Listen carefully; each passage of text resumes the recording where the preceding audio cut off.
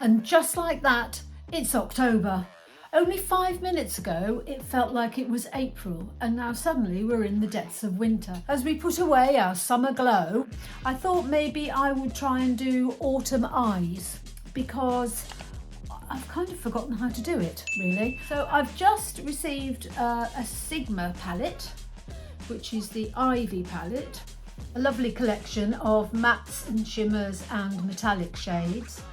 And I'm going to do an eye flick on my hooded eyes. I've done my skin prep. I have still got to do my eyebrows. Just going to fill in a few holes with my brow cheat, Charlotte Tilbury. I don't do very much to my eyebrows. I'm quite lucky because they're quite well behaved, despite the fact that I really got into plucking them in the 90s, but they seem to have been on best behaviour and actually grown back. I'm going to take this mead colour in the palette. I'm going to use my eye flick hack, which is quite unusual because I put my mascara on first and it helps me follow a line for where my flick should be. For the first stages of my flick, I'm going to add Lisa Eldridge Night Forest. It's a sort of dark green, so it's not as harsh as black. And I'm just going to add a very fine line just to the end of my eyes for now, until I've got my mascara on, and then I'm going to add my flick. I know it's very controversial, but it works for me. So this is such a lovely green. I'm going to continue with Thistle, continuing this bluey greeny look. There we go.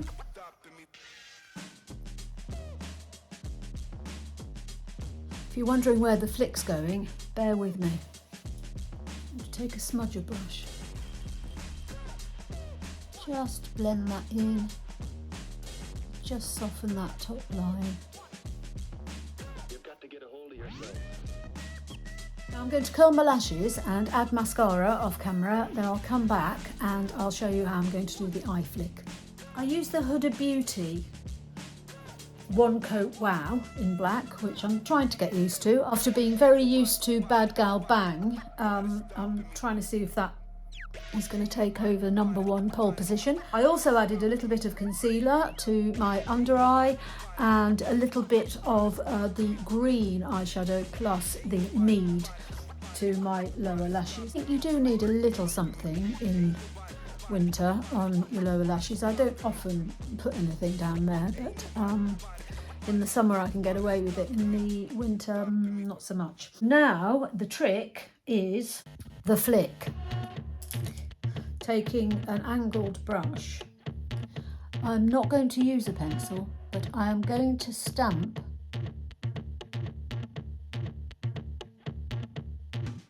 the eyeshadow following the line of my very last lash. See? That's as simple as that. Now the other side, getting it to match on the other side is a completely different story. Again, just following that very last lash that is now big, bright and bold. Are they even? Yes, they are. Just filling in the join. And then if you want to, you can take a clean brush and smoke it out even more. But I am happy with the way that looks. I didn't put on any foundation because I wasn't sure if I'd get any fallout, because this is the first time I've used the Ivy palette, and I didn't get any. So I'm going to add my Kapari sunscreen, which is like a very new thing for me, and it has this wonderful golden glow to it, so it makes a nice primer as well as a good SPF 50 sunscreen. I'm going to give it a minute to settle down, and then I will add my foundation. I think it's settled down a little bit. I'm going to add my Prada. I've been using my Maybelline Lumi Glow for ever and a day, and I still do miss it, but I do like this foundation. Now let's do a little bit of sculpting and shaping, as my face seems to be so one-dimensional at the moment. This is my Fenty in Matchsticks in Mocha, which I am going to have. I wonder how much I've got left. Oh, that's not bad. Oh, that. I've still got quite a lot left, and I use it all the time.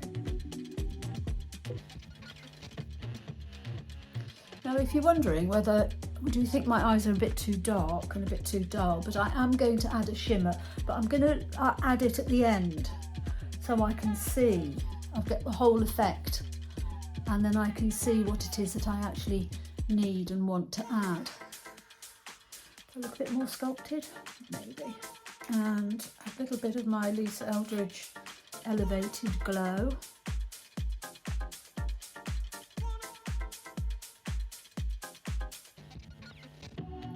I always start my blush with a bottom layer of this Westman Atelier in Petal, which is a lovely neutral but pink shade, which seems to provide a really good base for everything else that I'm going to put on. So I've added a little bit of, again, Maybelline, and I've just added a little bit between my blush and my Lisa Eldridge highlighter, just so that it sort of bridges the gap.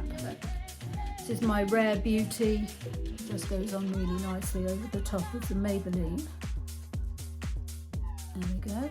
Then I'm going to take my fluffiest brush, and this is the Yves Saint Laurent very, very blurring bronzing powder. You can see, because I've got the rest of my face on, my eyes seem to have slightly disappeared. I'm going to go back to my Lisa Eldridge and just highlight just near my eye, the inner corner.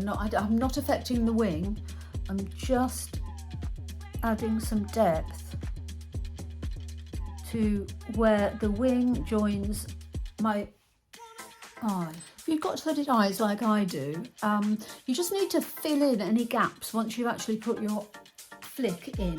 You just need to get the shape when your eyes are open, and then close your eyes and just very gently just fill in the gap. Just ignore the fold and just carry on as if it wasn't there. I'm going to add a little bit more of the Yves Saint Laurent bronzer, just because I like doing that. It just gives everything a coherence, I think, and it works really well. Right, I'm going to stay away from my usual red lip look and use something a little bit more neutral. This is the Prada, I don't know what the colour is, it says B101, and it's a monochrome matte. With that, I'm going to use my Lisa Eldridge pencil in Cinnabar. I'm not sure whether these are going to clash horribly, but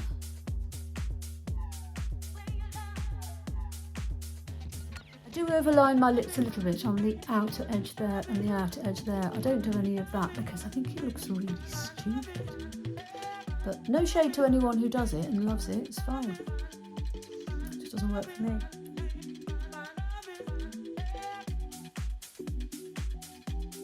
What do you think? It's very strange for me because normally I would be like radiating red. But I think that's actually a really good combination. I'm going to apply a little bit of my Rare Beauty highlighter. Again, very pigmented, so do be careful. And the final touch is going to be my Rare Beauty in Gratitude. It's the same colour, Gratitude, as the cream, but the liquid, for some reason, just adds a pop of colour just where you need it. You just literally pop one dot. Oh, that's real good. Last and final product. Which shimmer shall I use? I really would love to use this green, but I don't know. Yeah, I'm going to use green.